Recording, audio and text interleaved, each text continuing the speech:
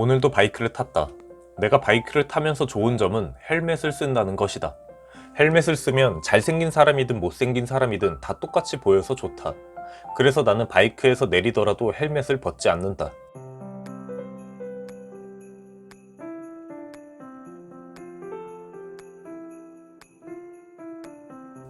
유튜브를 하면서 처음엔 나의 얼굴에 대해선 언급하지 않았다.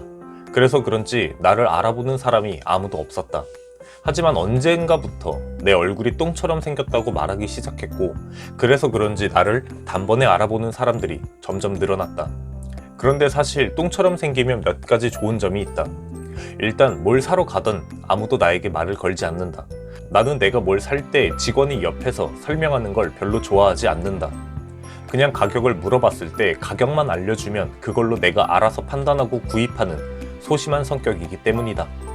그리고 또 하나 좋은 점은 내 얼굴을 쉽게 기억한다. 워낙 특이하게 생겨서 내 얼굴을 한 번 보면 오랫동안 기억해준다. 물론 변기에서 하루에 한 번씩 볼 수 있다. 반대로 이런 똥같은 사람과 결혼한 내 아내는 영화 언더월드의 주인공인 케이트 베킨세일을 닮은 미인이다.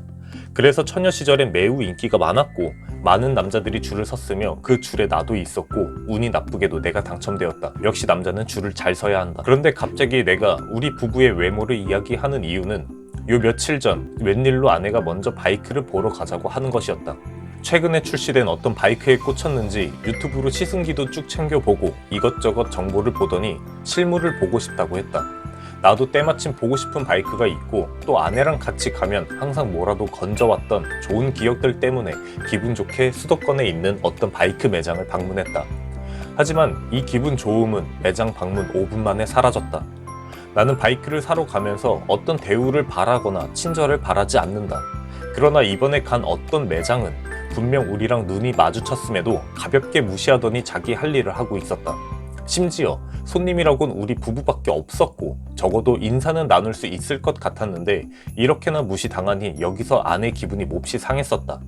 그리고 우리가 보고 싶었던 바이크가 매장 구석에 있어서 그 좁은 바이크 틈 사이에 조심조심 다가가 보려고 했더니 직원이 다가와 전단지 같은 걸 던져주듯 건네며 이것을 참고하라고 했다. 여기에 또 기분이 상한 아내는 그 자리에서 나왔다.